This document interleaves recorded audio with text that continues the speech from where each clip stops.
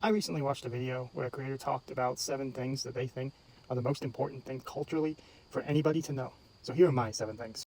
Number 1 is Shakespeare's Hamlet. I think it's a really good play just to watch. I think it's really funny, but I also think it has a lot of really prevalent political messages and social messages that are really important for the world today. Also, just Shakespeare, anything with Shakespeare is going to be a culturally important moment. My next item is Beethoven, more specifically his song Ode to Joy. First of all, it's just a technical masterpiece, and the band kid in me just always appreciates that. Second of all, it's just a really good piece of music, sounds really good.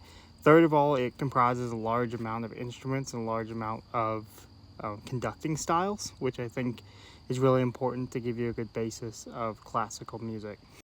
Number 3 is the Taj Mahal, which is crazy since there's so many Western European buildings that arguably are great architectural works, but particularly if you look into the history of the Taj Mahal and how it was built and why it was built and all the different styles that were used. It's a good blend between Eastern and Western traditions, which I think makes it a good basis for studying architecture from a cultural standpoint.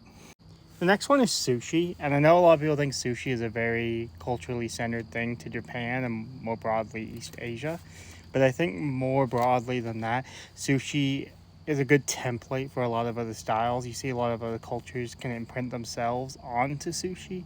Obviously you have the American style in California, you have some of the European kind of moderations that have been made over the years.